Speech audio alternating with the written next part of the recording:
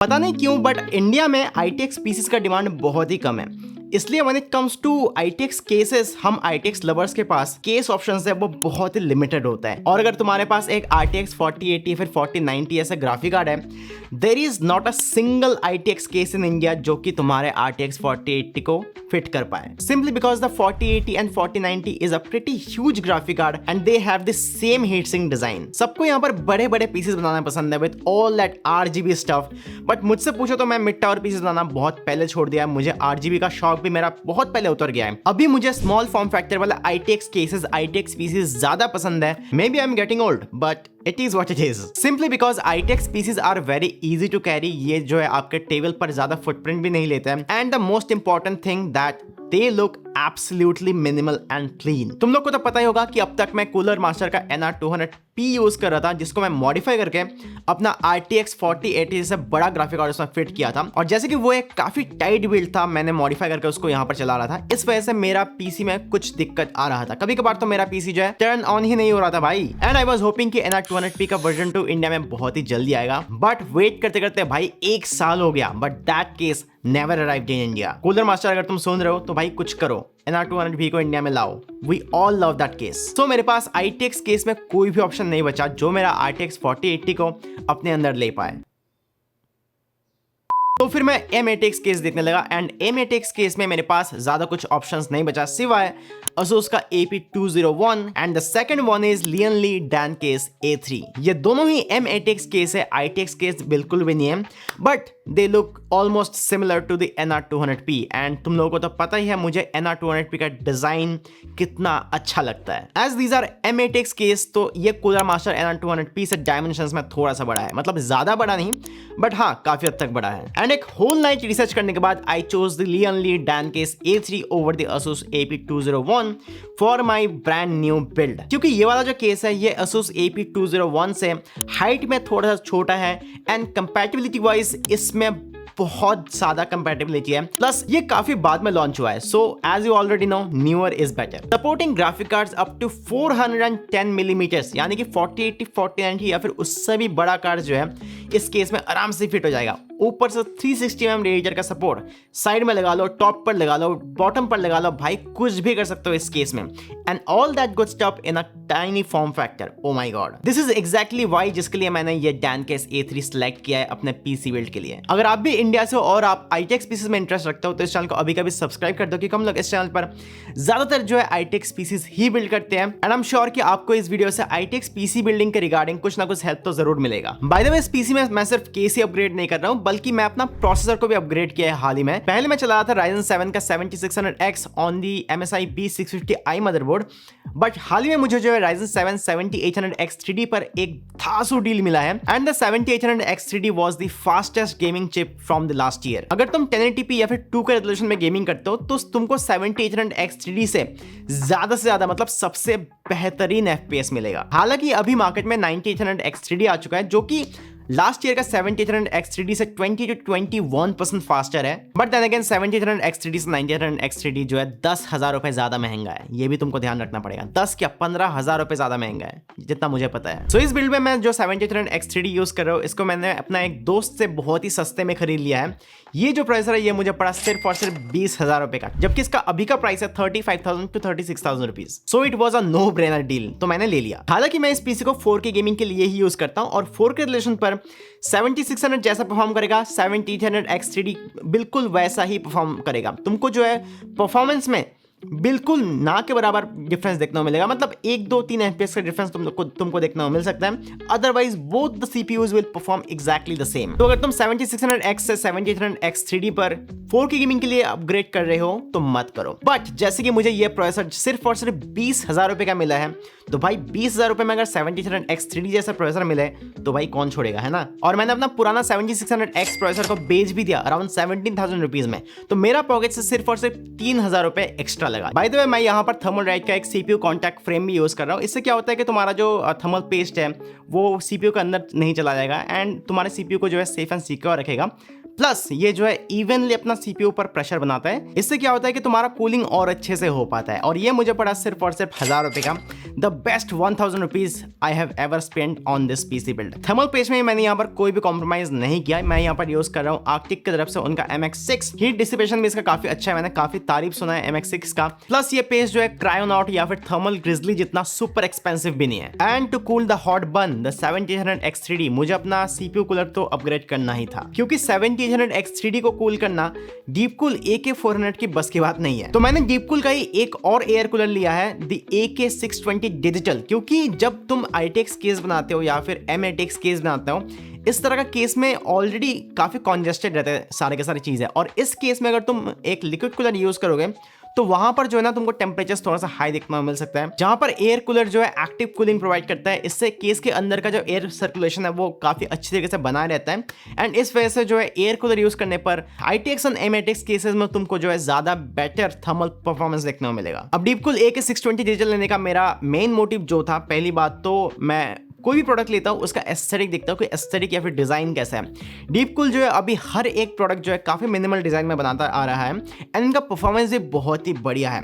तो डीपकूल AK620 digital बहुत ही एक मिनिमल डिजाइन में आता है, एकदम प्योर व्हाइट में आता है। And it has a digital display on the top जो कि मैग्नेटिक है। इसको आप आराम से मतलब रिमूव कर सकते हो या फिर क्लोज कर सकते हो, मैग्नेटिकली अटैच हो जाता है, वेरी हैंडी। इस डिस्प्ले पर तुम्हारा सीपीयू टेम्परेचर कितना है, सीपीयू का यूजेस कितना जा रहा है, वो एक प्रोग्रेस बार में भी दिखाता है और नंबर्स में भी दिखाता है, विच इज रियली हैंडी। मैं बहुत ही आराम से देख सकता हूँ कि मेरा जो सीपीयू है वो कितना टेम्परेचर जा रहा है, मतलब विदाउट ओपनिंग एनी सॉफ्टवेयर। और वाइप के लिए यहाँ पर आपको RGB लाइट्स भी मिलता है, दोनों तरफ एक एक स्ट्रिप्स आपको देखने मिल जाता है, विच लुक्स एब्सोल्युटली फैंटास्टिक। जिनको यहाँ पर RGB के तरके वर्के पसंद है उनके लिए। Also it's in white colour, looks absolutely gorgeous. जिस तरह का पेंट जो इन्होंने डीपकूल ने यहाँ पर इस कूलर के ऊपर किया है, भाई साहब प्रीमियम पेंट है। मतलब जो आई थिंक यहाँ पर इन्होंने पाउडर कोटिंग किया है, विच लुक्स एब्सोल्युटली प्रीमियम। मैंने इस तरह का बढ़िया पेंट जॉब मैंने कोई भी कूलर पर नहीं देखा। लियनली वाले अगर तुम देख रहे हो तो इनसे सीखो यार प्योर व्हाइट क्या होता है, इसके बारे में तुमको आगे बताता हूँ। 6 प्योर कॉपर हीट पाइप्स है इसमें। और भाई साहब फैन का क्वालिटी क्या प्रीमियम क्वालिटी का फैन दिया है डीपकूल ने इस कूलर के साथ। प्लस इसका परफॉर्मेंस भी काफी अच्छा खासा है। ये जो है एक 1900 RPM का फैन है। बस इस कूलर को इंस्टॉल करना थोड़ा सा ट्रिकी है। इसके लिए यहाँ पर इस कूलर के साथ आपको एक लंबा सा L शेप का स्क्रू ड्राइवर भी मिलता है। But despite the installation part, the DeepCool AK620 digital is a very premium cooler. 162 mm का हाइट है इसका, इसीलिए ये जो डीपकूल का AK620 डिजिटल है it is perfect for ITX और M8X पीसी बिल्ड्स और even full size PC builds as well. क्योंकि अगेन अगर तुम ITX पीसीज में एयर कूलर्स यूज करोगे तो तुम्हें ज्यादा बेटर टेम्परेचर मिलेगा as compare to the AIO coolers. Although the motherboard will be unchanged, still rocking the MSI B650i। अब इस मदरबोर्ड में ना कुछ दिक्कतें हैं, जैसे कि रैम जो है ना काफी अनस्टेबल चलता है। कई बार तो हमारा पीसी जो है बूट ही नहीं होता है, तो मुझे कई बार बायोस को रीसेट करना पड़ता है। बट यही एक लौता मदरबोर्ड है B650 ITX मदरबोर्ड में जो कि इंडिया में अवेलेबल है। तो मेरे पास वैसे भी दूसरा कोई ऑप्शन है भी नहीं। बाय द वे मैंने इस बिल्ड के लिए नया रैम भी लिया है। Previously I was running Corsair Dominator 5600 MHz। अभी मैंने लिया है Corsair Dominator का ही 7200 MHz वाला 32 GB किट, क्योंकि मैं कुछ रिव्यूज देख रहा था कि 5600 MHz और 6000 MHz में काफी परफॉर्मेंस डिफरेंस है। तो इसलिए मैंने इस बार 7200 MHz वाला रैम लिया है। हालांकि इतना मेगाहर्ट्ज Ryzen CPUs के लिए बेनिफिशियल नहीं है, तो मैं इस रैम को डाउन क्लॉक करके 6000 MHz पर ही चलाने वाला हूँ। बट मैंने इतना ज्यादा मेगाहर्ट्ज वाला रैम क्यों लिया, क्योंकि मुझे ये काफी सस्ते में मिल रहा था यार। मैंने ये 32 GB 7200 MHz वाला किट लिया है सिर्फ और सिर्फ 10,000 रुपए में। So it was a no brainer deal. And yes, ये हमारा हार्ड ड्राइव लेस बिल्ड होने वाला है। दैट मीन्स मैं इस पीसी में टोटल 3 SSDs यूज करने वाला हूँ। As for the boot drive मैं यहाँ पे यूज करता हूँ किंगस्टन की तरफ से उनका KC3000, जो कि किंगस्टन का सबसे fastest and reliable Gen 4 SSD है with a massive read write speed of 7.2 Gbps। और जैसे कि ये एक गेमिंग पीसी है, तो अपना गेम्स वगैरह स्टोर करने के लिए मैं यहाँ पर यूज कर रहा हूँ एक सेकेंडरी SSD या फिर NVMe ड्राइव, जो कि अगेन किंगस्टन की तरफ से उनका किंगस्टन NV3, जो कि एक काफी बजट फ्रेंडली Gen 4 SSD है with a read write speed of 6.5 Gbps। ये दोनों ही जो NVMe ड्राइव्स है ये 2TB वेरिएंट है, तो यहाँ पर मैं बहुत सारे गेम्स एक साथ स्टोर कर पाऊंगा। And for the third drive मेरे पास पहले से एक किंगस्टन का एक SATA SSD पड़ा हुआ था, जो कि है किंगस्टन का ही KC600। उसको भी मैं इस पीसी में यूज कर रहा हूँ, क्योंकि मोर स्टोरेज इज ऑलवेज बेटर, है ना। तुम लोग सोच रहे हो कि मैंने सारे के सारे किंगस्टन के SSDs ही क्यों यूज किया। सिंपली बिकॉज किंगस्टन के SSDs आर काफी रिलायबल यार। मैं अभी लंबे टाइम से 4-5 साल से किंगस्टन के SSDs ही यूज कर रहा हूँ, एक भी SSD भाई फेल नहीं हुआ। And Kingston has very low failure rate. और किंगस्टन के SSD सिर्फ रिलायबल ही नहीं है, also they are very budget friendly. Samsung या फिर सीगेट ब्रांड्स की तरह उतना बहुत सुपर एक्सपेंसिव भी नहीं है। और एक बार तो क्या हुआ था कि मेरा जो किंगस्टन का KC3000 है उसको मैं मतलब एक्सटर्नली यूज कर रहा था, और लगभग 3-4 घंटे तक मेरा जो SSD है वो 85 डिग्रीज पर यहाँ पर चल रहा था, फिर भी भाई कुछ नहीं हुआ।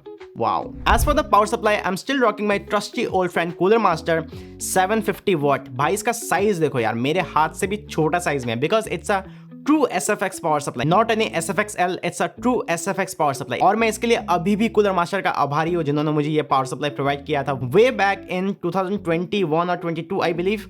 बट अभी भी ये पावर सप्लाई बहुत ही बढ़िया चल रहा है। इसके साथ मैंने कूलर मास्टर का PCI Gen 5 वाला केबल खरीद लिया, जो कि मुझे पड़ा था सिर्फ और सिर्फ 700 रुपए का। तो अभी मेरा ग्राफिक कार्ड में 4-5 केबल लगने के बजाय सिर्फ एक केबल लगता है, which makes my life a lot easier. Again a huge thanks to Cooler Master for selling this PCI Gen 5 cable separately, वो भी इतना सस्ता प्राइस में। अब जो केस है ये लियानली का डैन केस A3, ये काफी बजट फ्रेंडली केस है, सिर्फ और सिर्फ 6500 रुपए का मैंने इसे लिया है। काफी मिनिमल डिजाइन में आता है ये वाला केस, एंड मुझे जो है मैश केसेस, मतलब साइड में कोई टेम्पर्ड ग्लास नहीं होगा, इस तरह का ITX केसेस बहुत ज्यादा पसंद है। बट जैसे ही ये केस मेरा घर में आया भाई साहब, आई वॉज डिसअपॉइंटेड, क्योंकि इसका जो व्हाइट कलर है वो काफी कूल व्हाइट है, ना कि वार्म व्हाइट या फिर proper white, which I absolutely hate. I am a warm person and I like my white colours to be warm, I like my colours to be warm. मुझे जो है cool colours बिल्कुल भी पसंद नहीं है, and the Dan A3 has cool white या। Plus इसका जो पेंट क्वालिटी है वो भाई साहब NR200P से काफी सस्ता एंड चीप वाला पेंट है यहाँ पर इन्होंने यूज किया लियानली वालों ने। जब तुम इसका पेंट जो आपको कूलर मास्टर का NR200P से कंपेयर करोगे तो Cooler Master NR200P has far better paint job, it's smooth, it's far premium than the Dan case A3। Plus उसका जो कलर है वो भी यहाँ पर थोड़ा सा वार्म व्हाइट है, विच आई एब्सोल्युटली लव। तो लियानली ने यहाँ पर सस्ता बनाने के चक्कर में पेंट जॉब भी यहाँ पर काफी सस्ता यूज किया है, जो मुझे इस केस के बारे में बिल्कुल भी पसंद नहीं आया। बट देन अगेन क्या करें, यही एक लौता केस है जिसमें मेरा RTX 4080 फिट होगा। और भाई the Lian Li Dan case A3 was so close to be a perfect M8X case, but it's not, क्योंकि केस का हर एक पार्ट जो है प्रॉपर अच्छा क्वालिटी का मेटल बिल्ड में आता है, एक्सेप्ट द फ्रंट पार्ट। इसका जो फ्रंट शाउट है वो भाई साहब इन्होंने प्लास्टिक का दिया है। हालांकि प्लास्टिक का जो बिल्ड क्वालिटी है वो काफी रगड एंड सॉलिड है, but still metal is metal, मतलब एक मेंटल सेटिस्फेक्शन मिलता है कि नहीं, केस का सारा पार्ट जो है मेटल बिल्ड में है। बट हाँ, this case is fully functional. इसमें तुम अप टू 360 mm का रेडिएटर लगा सकते हो, अप टू 3.5 इंच का हार्ड ड्राइव्स लगा सकते हो, या फिर 2.5 इंच का SSDs लगा सकते हो। इसमें तुम अप टू 10 केस फैंस लगा सकते हो, हालांकि मैंने एक भी नहीं लगाया।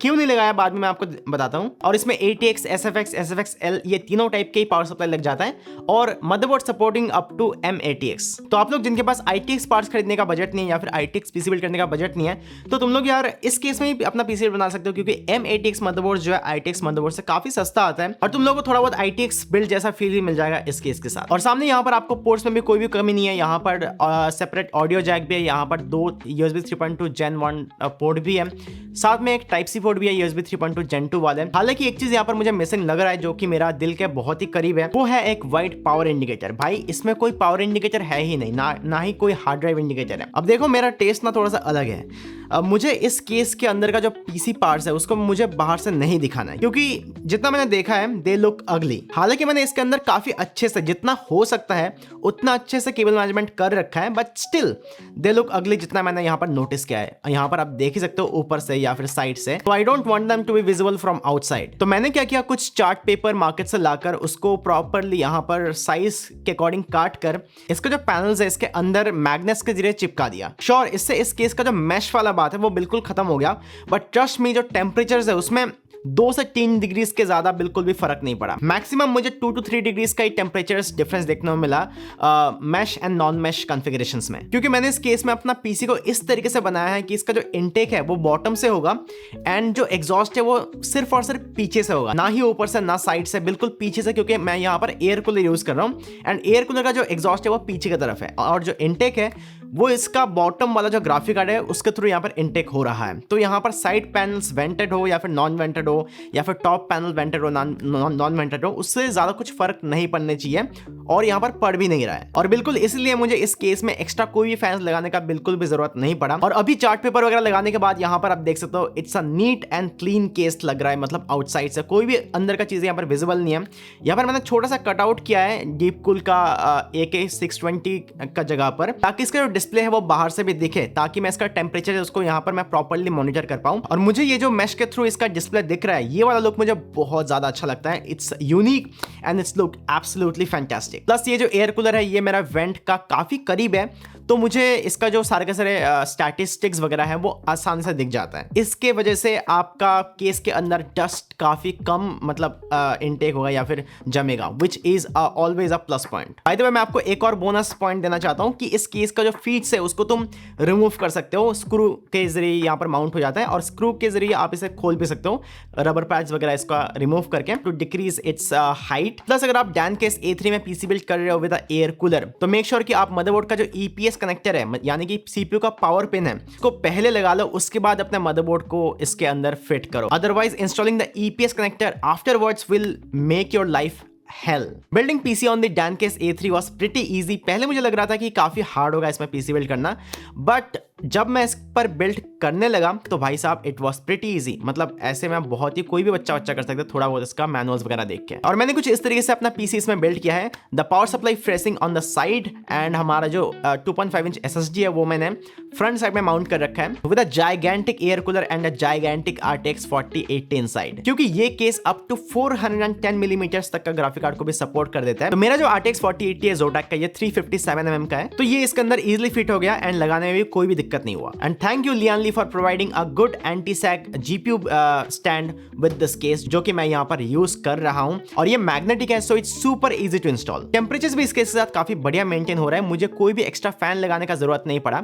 आउट ऑफ द बॉक्स ही with an air cooler and the graphic card हमारा टेम्परेचर काफी बढ़िया दे रहा है इस केस के साथ। मैं आपको इसका open panel temperature and close panel temperature दोनों ही दिखा देता हूँ, मतलब without mesh and with mesh मैं आपको दिखा देता हूँ। एंड जैसे कि मैं कह ही रहा था, यहाँ पर आप देख ही सकते हो open panel condition and close panel condition में सिर्फ और सिर्फ 2 डिग्रीज का ही ड्रॉप देखने को मिला है हमें। तो मेरे लिए 2 डिग्री ज्यादा मैटर नहीं करते, मेरे लिए मैटर करता है एक क्लीन लुक। इसीलिए मैं इस पीसी को क्लोज पैनल के जरिए ही यूज करने वाला हूँ without the mesh and everything. I don't like too much mesh in my PC cases, जिससे लॉन्ग रन में काफी ज्यादा धूल जमा हो जाता है। पीसी के साथ मेरा मेजर दिक्कत एक ही हो रहा है, दैट इज इस पीसी को मैं अपना गेमिंग पीसी के हिसाब से यूज करता हूं मेरा OLED टीवी के नीचे, एंड इस केस का हाइट जो है ना कूलर मास्टर NR200P से ज्यादा है, इस वजह से वहां पर ये केस जो है फिट नहीं हो रहा है। तो फिलहाल मैं इस पीसी को अपना टेबल पर ही चलाने वाला हूं कुछ दिन के लिए। बाद में मैं उस टेबल पर यानी कि अपना गेमिंग सेटअप पर अपना टीवी का हाइट को पहले ऊपर करने वाला हूं थोड़ा सा और ज्यादा, उसके बाद मैं इस पीसी केस को वहां पर फिट करने वाला हूं। And with the RTX 4080 and the Ryzen 7 7800X 3D,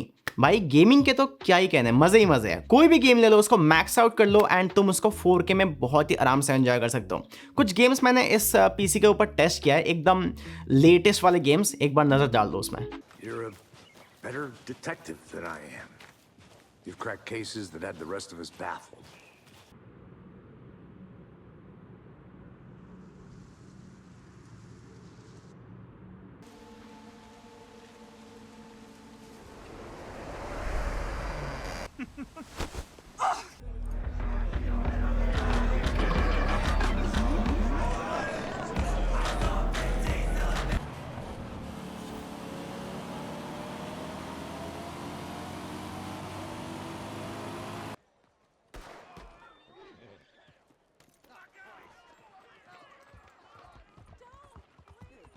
The bodega was out of coconut milk.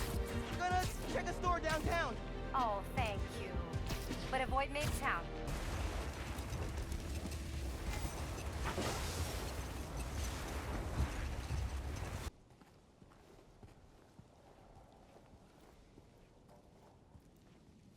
Still don't have any maps. Stick to the perimeter. Avoid going in. I'll contact the sphere.